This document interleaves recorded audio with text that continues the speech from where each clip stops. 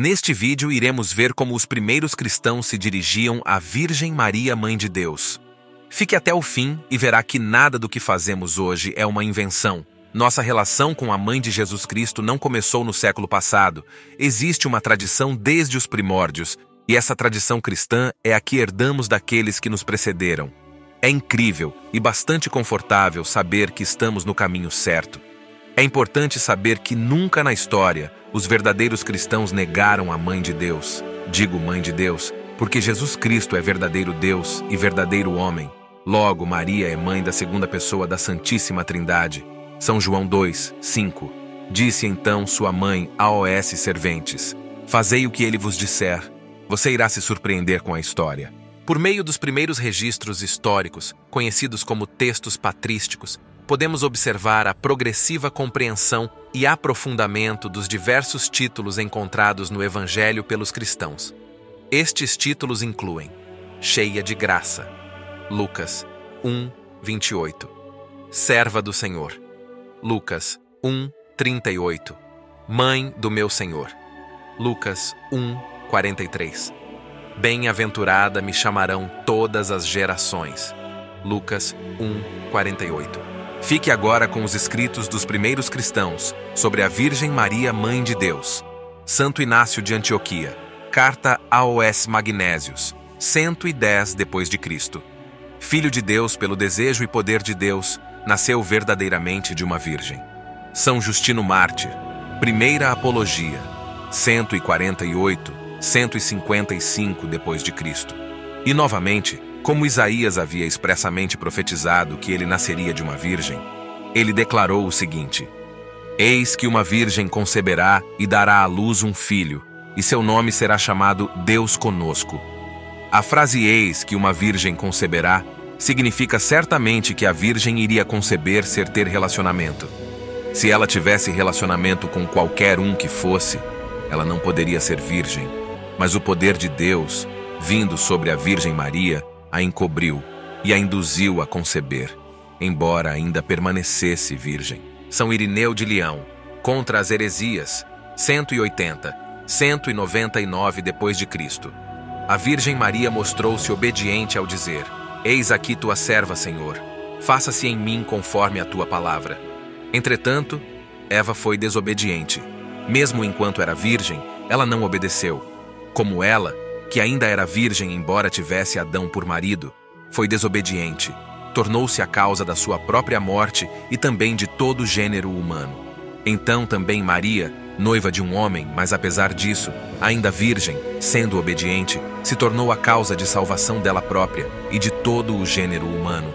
Assim, o problema da desobediência de Eva foi eliminado pela obediência de Maria. O que a Virgem Eva causou em sua incredulidade, a Virgem Maria eliminou através da sua fé. A Virgem Maria, tendo sido obediente à palavra de Deus, recebeu de um anjo a alegre notícia de que iria dar à luz ao próprio Deus. Efraim o Sírio, Canções de Louvor, 351 d.C. Apesar de permanecer virgem enquanto carregava um filho em seu ventre, a serva e obra da sabedoria divina tornou-se a mãe de Deus. Santo Atanásio, A Encarnação do Verbo de Deus, 365 d.C. O Verbo gerado do Pai do Céu, inexpressavelmente, inexplicavelmente, incompreensivelmente e maneira de eterna, nasceu há tempos atrás da Virgem Maria, a Mãe de Deus. São Gregório de Nazianzeno, Carta ao sacerdote Cledônio, 382 d.C. Se alguém disser que a Santa Maria não é a Mãe de Deus, ele está em divergência com Deus. Se alguém declarar que Cristo passou pela Virgem como se passasse por um canal e que não se desenvolveu divina e humanamente nela, divina, porque não houve a participação de um homem, e humanamente segundo a lei da gestação, tal pessoa é também herege. Dídimo, o Cego, a Trindade, 386 d.C.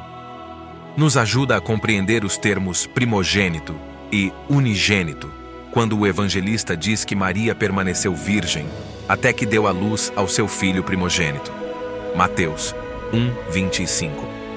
Nada fez Maria que é honrada e louvada acima de todas as outras. Não se relacionou com ninguém, nem jamais foi mãe de qualquer outro filho. Mas mesmo após o nascimento do seu filho único, Ela permaneceu sempre e para sempre uma Virgem Imaculada. Santo Agostinho, a virgindade consagrada, 401 depois de Cristo. Entre todas as mulheres, Maria é a única a ser, ao mesmo tempo, virgem e mãe, não somente segundo o Espírito, mas também pelo corpo. Ela é mãe conforme o Espírito, não daquele que é nossa cabeça, isto é, do Salvador do qual ela nasceu, espiritualmente.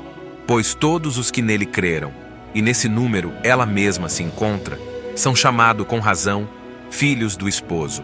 Mateus 9,15.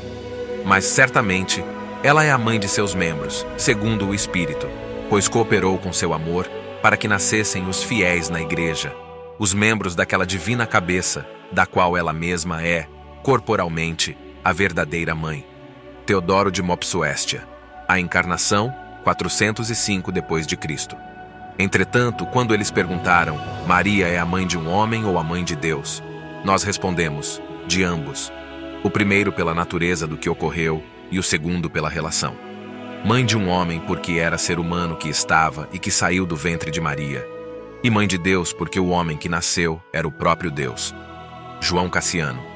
Sobre a encarnação de Cristo contra Nestório, 429 depois de Cristo. Agora, herético, você dirá, qualquer um de vocês que negar que Deus nasceu da Virgem, que Maria, a mãe de nosso Senhor Jesus Cristo, não pode ser chamada de mãe de Deus, mas somente de mãe de Cristo e não de Deus, porque nenhuma mulher, afirmará você, pode dar à luz a alguém mais velho do que ela própria. A respeito deste estúpido argumento, deixe-nos provar por testemunhos divinos de que tanto Cristo é Deus, como Maria é a mãe de Deus. São Cirilo de Alexandria, contra aqueles que não desejam professar que a Santa Virgem é a mãe de Deus, 430 depois de Cristo. O próprio Verbo, vindo por sua vontade à bem-aventurada Virgem, assumiu para si o seu próprio templo da substância da Virgem e, saindo dela, fez-se completamente homem, de modo que todos pudessem vê-lo externamente, mas sendo verdadeiramente Deus internamente. Portanto, ele preservou sua mãe virgem mesmo depois dela ter dado à luz. Santo Tomás de Aquino. Assim como os marinheiros são guiados ao porto por uma estrela, também os cristãos são guiados ao céu pela Virgem Maria. Também os fundadores e protestantes foram fiéis defensores da Virgem Maria. Martinho Lutero, Sermões sobre João, capítulo 1 a 4, 1537, 1539 depois de Cristo. Ele, Cristo, nosso Salvador, era o fruto real e natural do ventre virginal de Maria. Isto aconteceu sem a participação de qualquer homem, e ela permaneceu virgem mesmo depois disso. Martinho Lutero, Sermão do Natal de 1531. Maria é a maior e a mais nobre joia da cristandade logo após Cristo. Ela é nobre, sábia e santamente personificada. Jamais conseguiremos honrá-la suficientemente. Martinho Lutero, Sermão sobre o Dia da Conceição da Mãe de Deus de 1527. É uma doce e piedosa crença esta, que diz que a alma da Virgem Maria não possuía pecado original. Esta de que quando ela recebeu sua alma, ela também foi purificada do pecado original e adornada com os dons de Deus, recebendo de Deus uma alma pura. Assim, desde o primeiro momento de sua vida, ela estava livre de todo pecado. João Calvino, Sermão sobre Mateus, publicado em 1562, certas pessoas têm desejado sugerir desta passagem, Mateus 1:25, que a Virgem Maria teve outros filhos além do Filho de Deus e que José teve relacionamento íntimo com ela depois. Mas que estupidez! O escritor do Evangelho não desejava registrar o que poderia acontecer mais tarde. Ele simplesmente queria deixar bem clara a obediência de José e também desejava mostrar que José tinha sido bom e verdadeiramente acreditava que Deus enviara seu anjo a Maria. Portanto, ele jamais teve relações com Maria, mas somente compartilhou de sua companhia. Além disso, nosso Senhor Jesus Cristo é chamado o primogênito. Isto não é porque teria que haver um segundo ou terceiro filho, mas porque o escritor do Evangelho está se referindo à precedência. Assim, a Escritura está falando sobre a titularidade do primogênito, e não sobre a questão de ter havido qualquer segundo filho. Ulrich Zwinglio. Creio firmemente que Maria, conforme as palavras do Evangelho que afirmam que de uma virgem nos nasceria o Filho de Deus, permaneceu sempre pura e intacta virgem durante e depois do nascimento de seu filho. João Calvino. Não se pode negar que Deus escolheu e destinou Maria para ser a mãe de seu filho, garantindo-lhe a mais alta honra. Isabel chama Maria de Mãe do Senhor, porque a unidade da pessoa nas duas naturezas de Cristo era tal que ela poderia ter dito que o homem mortal gerado no ventre de Maria era, ao mesmo tempo, o Deus eterno. Essa é a forma como os cristãos se dirigem a Maria, Mãe de Deus e nossa Mãe.